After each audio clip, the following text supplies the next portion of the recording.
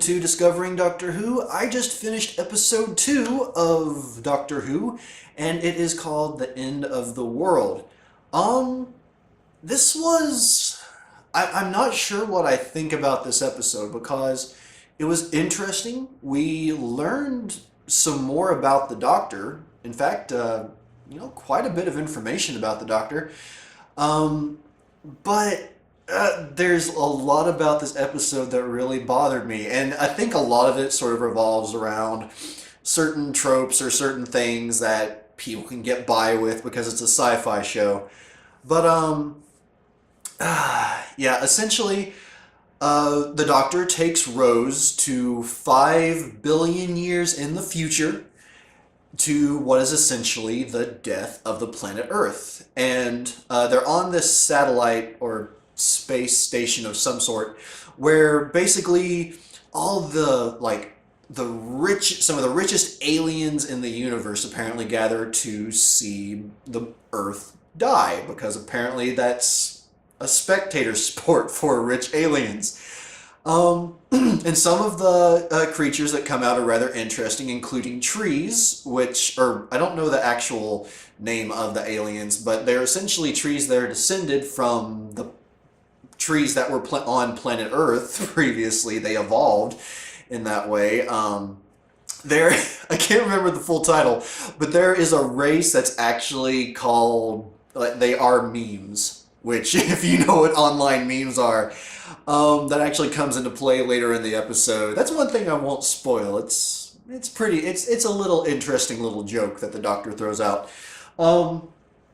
One thing that I thought was hilarious is that the owner of the satellite, or the person that's running the satellite, he has these helpers, and the closest I can come to describing them is little blue Oompa Loompas. And the only reason I say that is because when they come out, the music that starts playing immediately reminded me of Willy Wonka and the Chocolate Factory for some reason.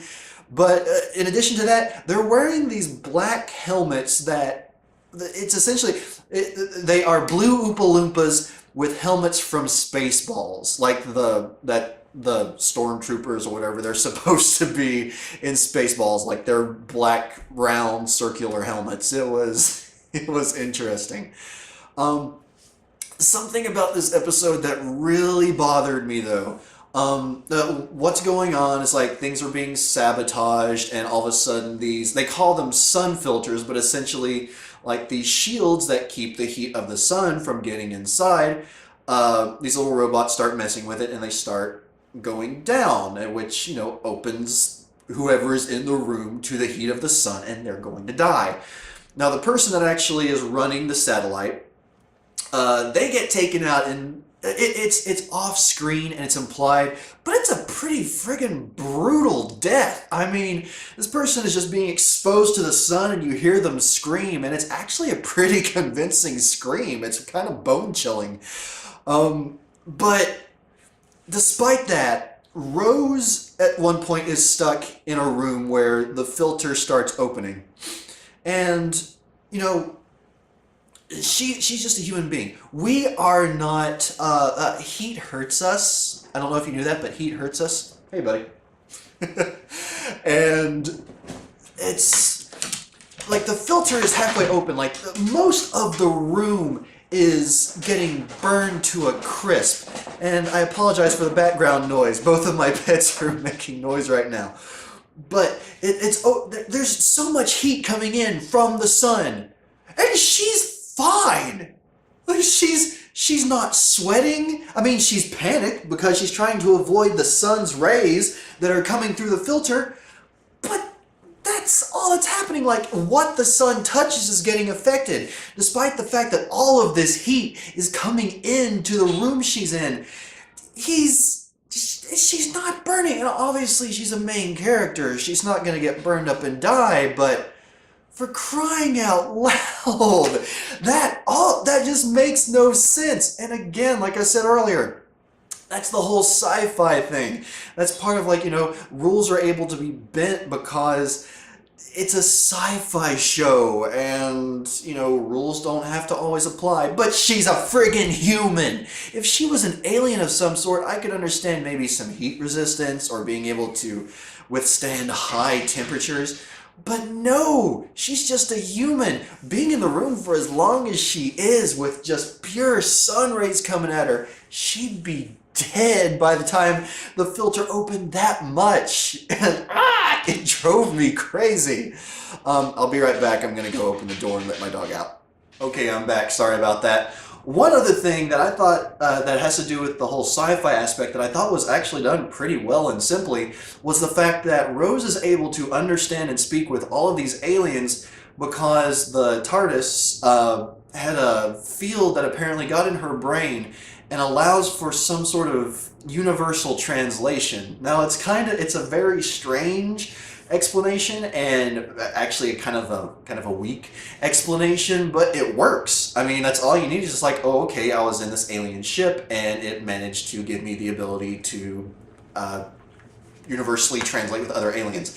Again, it's weird, but it works. One thing I will say about this show that I really noticed in this episode, the CGI is not very good. There's all these little, like, robotic, not spiders, but almost like little bug creatures. Don't mess with that bone.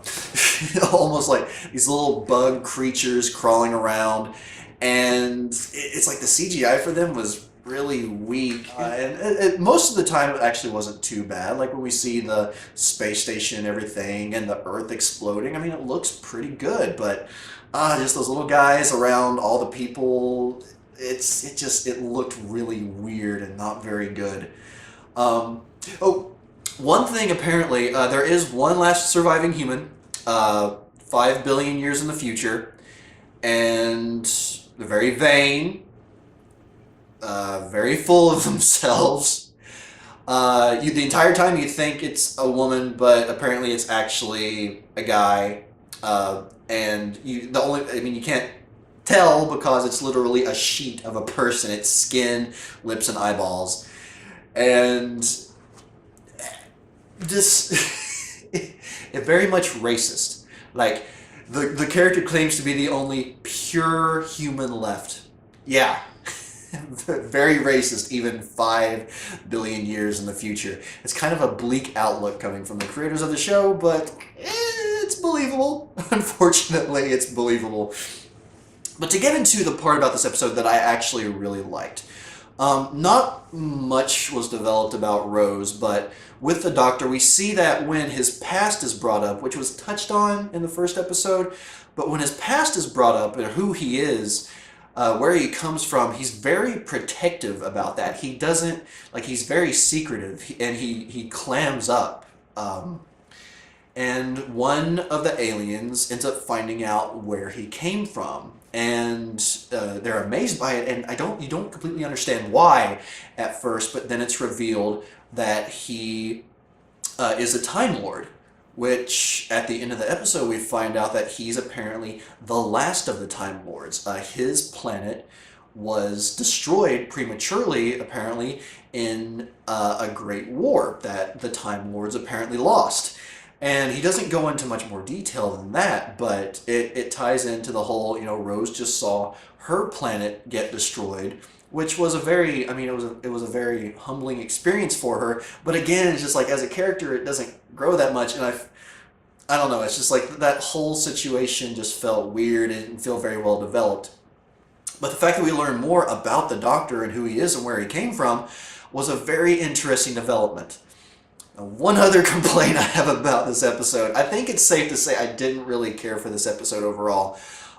There's one point where he's trying to save everyone, he's trying to raise the shields, and he has to get by these fan blades, like these gigantic, as he calls them, retro fan blades, and one of the tree people that he very much befriends is holding the switch that slows them down. Now, he goes by one, and then he just kind of stands there, and he stands there for an annoyingly long time. And meanwhile, the place is getting hotter and hotter, and the woman who is a tree is going to end up burning up. And it's like, there's several blades he has to get by, and each one, he takes forever. And as you're watching, there are these visible areas where anyone could jump through or get through, but he just hesitates for these annoyingly long times. And I don't know, it almost seemed like it almost seemed like he meant for it to happen, but it didn't, or at least I hope not. I hope that's not some strange aspect of the character that comes back later, because I like him, and that's a really freaky, sadistic idea.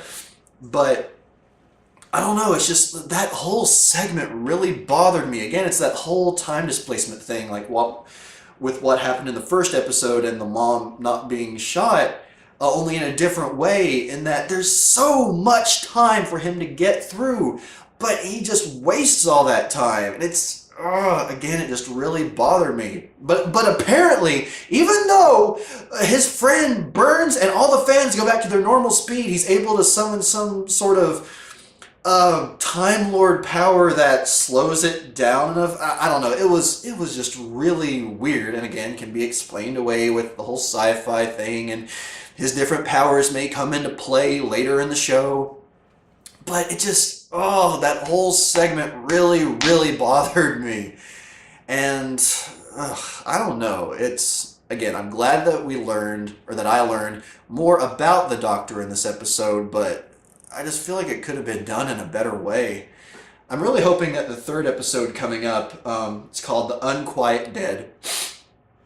Excuse me, it's called The Unquiet Dead, and they actually go to the past.